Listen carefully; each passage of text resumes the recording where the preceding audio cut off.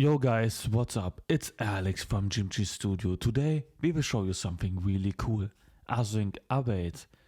Async Await is an alternative to Coroutines.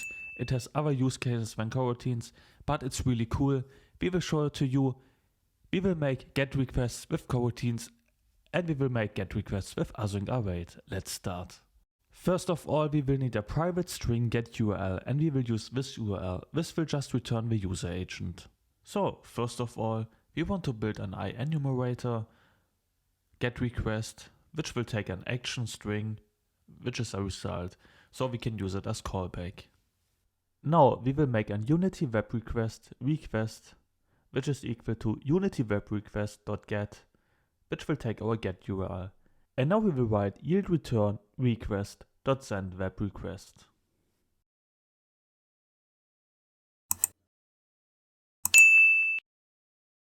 And if request.result is equal to Unity WebRequests.result.connection_error, we will debug an error and the result is request.error. And else the result is request.downloadHandler.text. And now the only thing we have to do is to call the method from a start method. We will start a coroutine, which is our get request, which will take the result, which is a callback, and we will just print result from coroutine plus result. And now we can test it in Unity. We just hit play and as we can see in the console it prints our user agent. And now let's do the same thing with Async Await. First we will need a private async task which will return a string and we will name it async get request. Next we will make a Unity Web Request request which is equal to Unity WebRequests.get, which will take get URL as argument.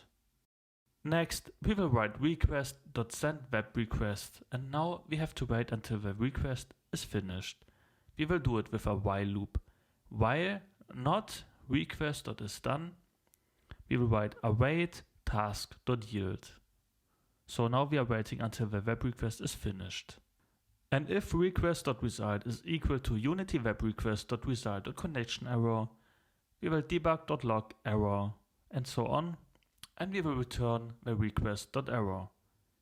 And else, we will just return request.downloadHandler.text. Now we can write variable result is equal to await async get request. And to make this work, we have to make the start method async. We will do this with adding an async in front of void. And this looks so much cleaner. I prefer this style over the coroutines. And we can debug it because we have a result as variable. And this is it. This is how you make async await get requests. Now let's test it in Unity. We will just run it and as you can see in our console it logs the result. And this is it. This is how you make async get requests.